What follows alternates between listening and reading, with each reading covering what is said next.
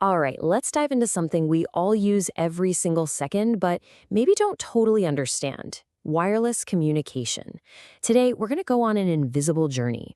We're going to follow a signal right from your phone and see how it travels out into the world. I mean, really stop and think about it for a second. How does your voice, the actual sound you're making, fly through buildings and across a whole city in less than a second?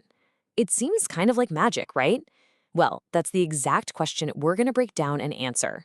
So, why did we even bother going wireless in the first place? Well, the answer is literally all around you. It's the freedom, the mobility to walk around with a supercomputer in your pocket. It's about scale, connecting millions of people in a city without tripping over a billion cables.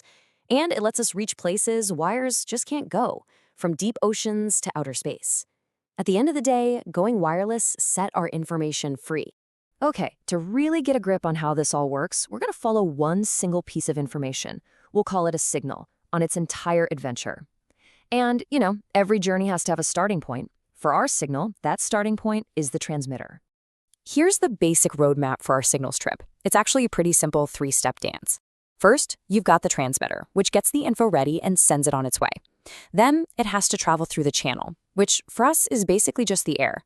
And finally, the receiver is on the other end, waiting to catch it and make sense of it all. So let's start at the beginning, the transmitter. So the first thing we need is the hero of our story, the signal itself.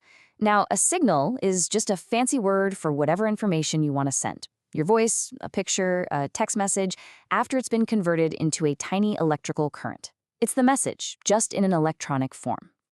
And this leads us to our first big problem. That little electrical signal, it's super, super weak. It's kind of like trying to whisper to someone across a massive football stadium. It just doesn't have the muscle to get very far on its own. So how do we fix that? Well, the solution is this really clever process called modulation.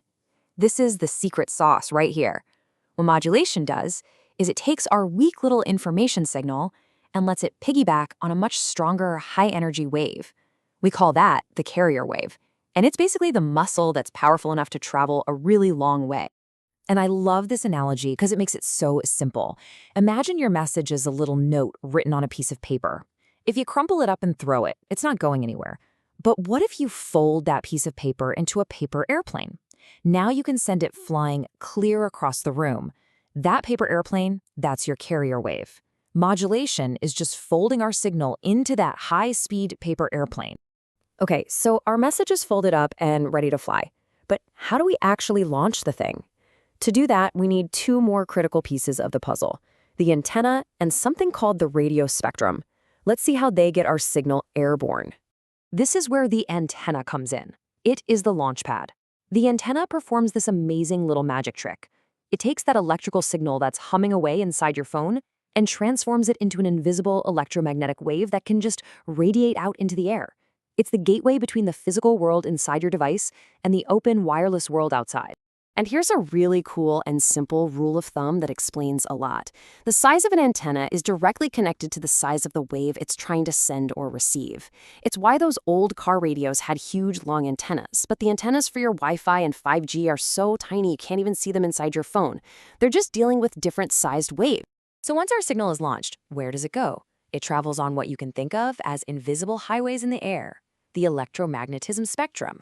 Now, some highways, the lower frequency ones, are built for long-haul trucking. Think AM radio signals that can travel for hundreds of miles. And other highways, the higher frequency ones, are like express lanes in the city. They can't go as far, but they can carry a ton of data, which is perfect for stuff like Wi-Fi and 5G. But our signal's journey isn't always a smooth ride. That channel, the air, is actually a really chaotic and noisy place. So our signal has to be tough and brave the elements. And there are two main villains it has to watch out for: noise and interference. So what's the difference between these two? Well, noise is just random background static. It's like a constant hiss coming from everything in the universe, from the sun to your own microwave.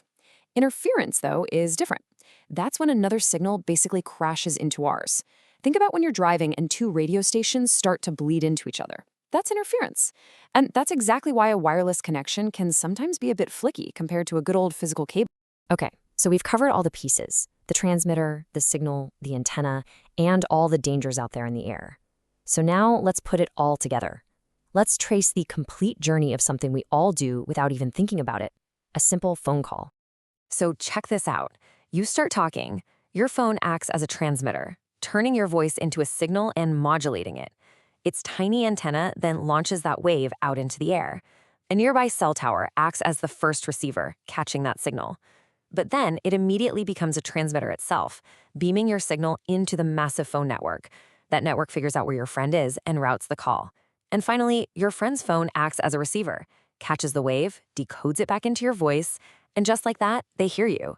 The whole thing happens in the blink of an eye. It's incredible. So look, if you take away just one thing from all this, let it be this formula. Because it doesn't matter if we're talking about 4G, 5G, Wi-Fi, Bluetooth, you name it. It all boils down to these four things. You need a signal, that's your information. You need the spectrum, that's the highway it travels on. You need an antenna, the launcher and the catcher. And you need a protocol, which is basically just the rules of the road that all the devices agree to follow so they don't crash into each other. So it's pretty amazing. From a simple idea like a paper airplane, we've built a global network. These invisible journeys are happening all around us, billions and billions of times a second. And as we keep pushing this technology further and further, you have to wonder, what kind of incredible journeys will our signals take next? Thanks so much for joining me.